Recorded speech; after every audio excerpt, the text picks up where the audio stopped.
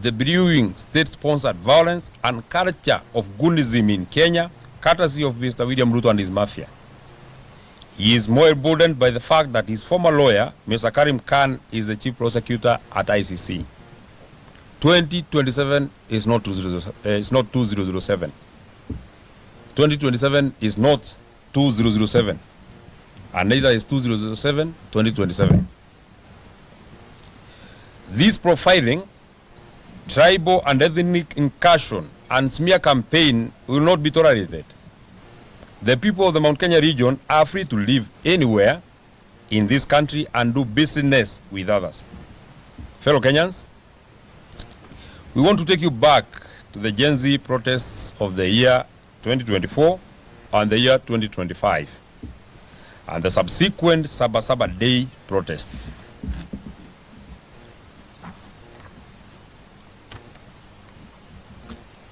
Hundreds of our young people were killed by this regime.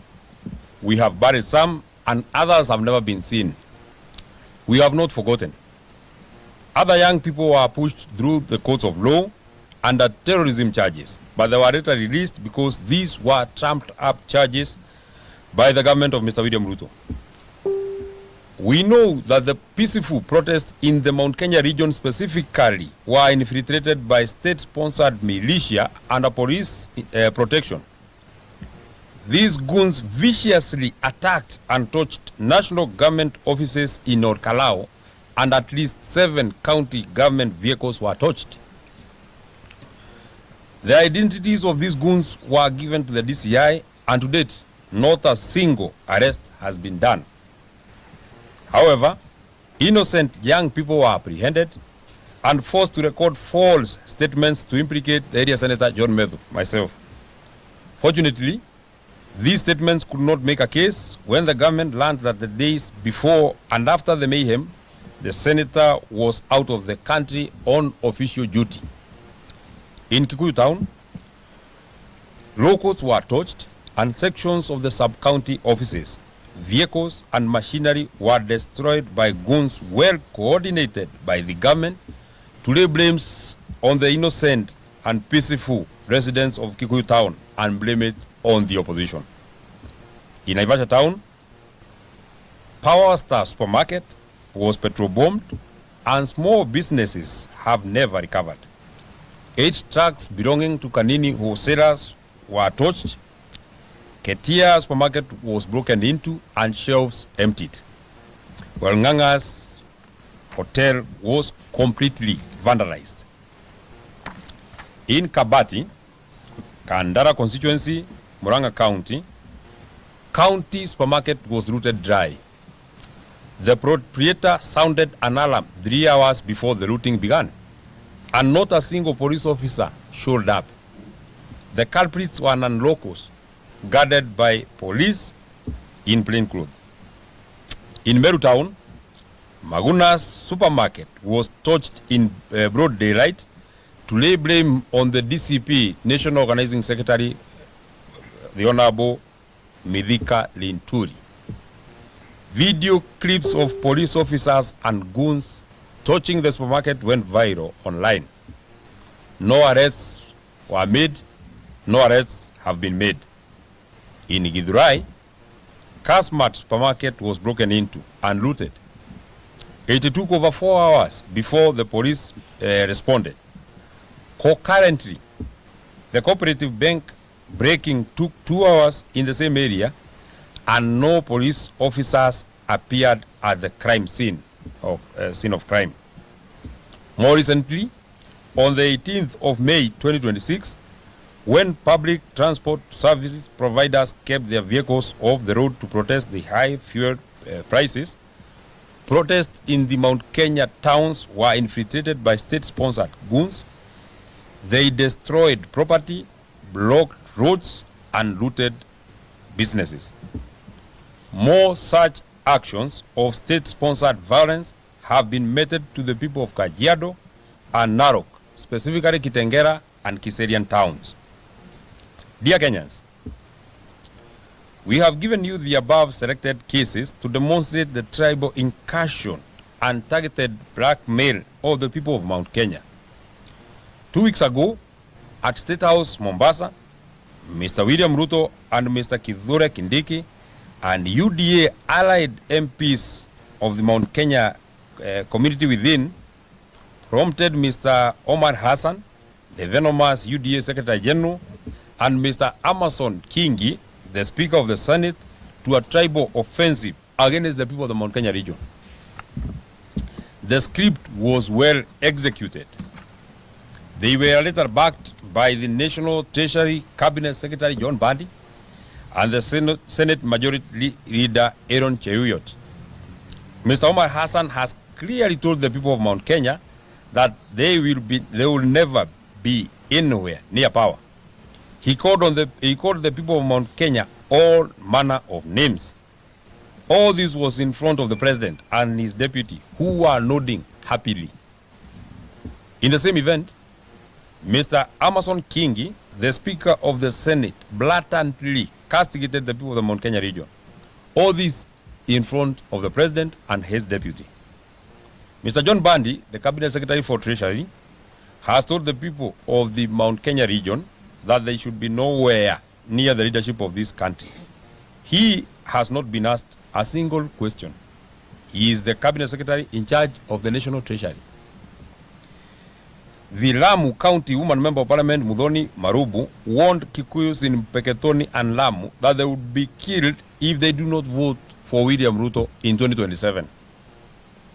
Mr. William Ruto has a perfect script to stifle the people of the Mount Kenya region to oblivion ahead of the 2027 general elections and ensure voter suppression, voter apathy, and completely demobilize them. To the people of the Mount Kenya region, we stand with you as your leaders. You are Kenyans, and a majority of the people of Kenya stand with you.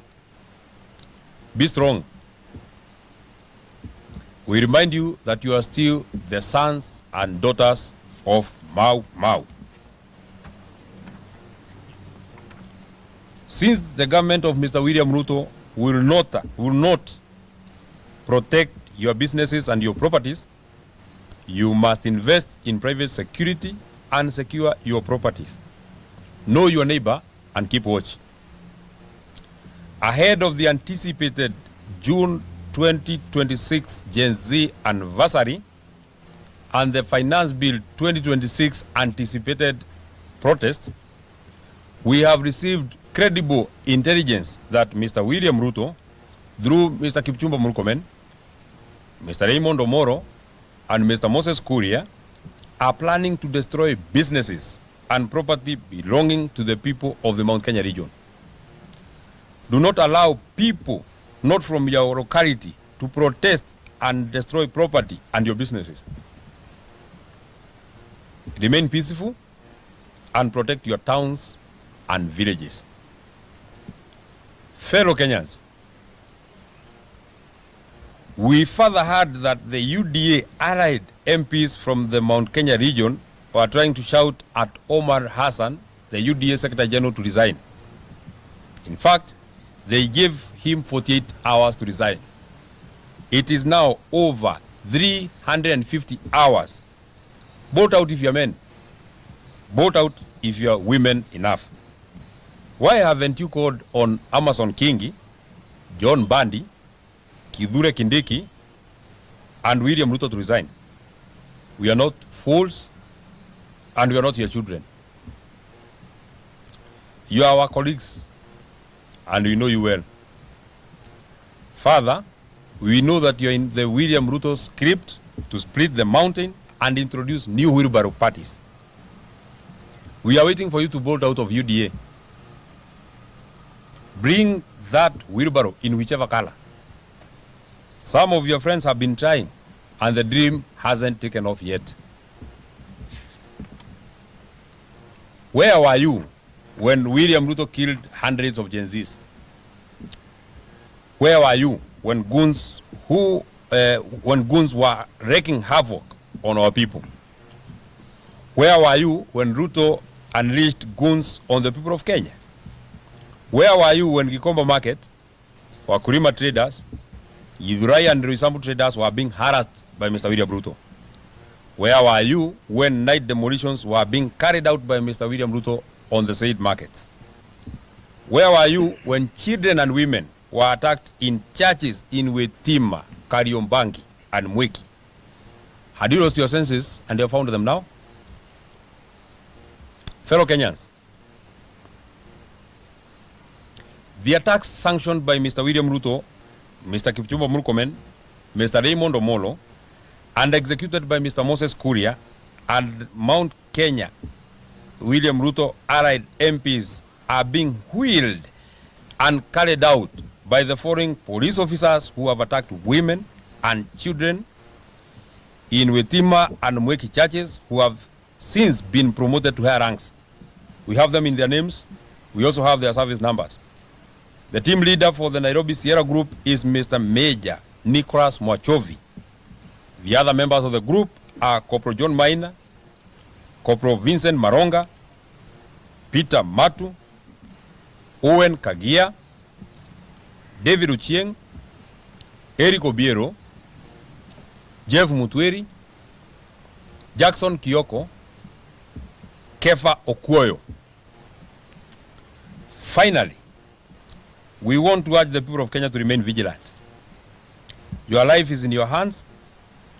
Do not expect William Ruto to take care of your security when he cannot even secure himself. His mind is full of violence. That is the end of our statement. Thank you very much. Asanteni sana. It is very comprehensive. You need not to ask questions. Asanteni sana.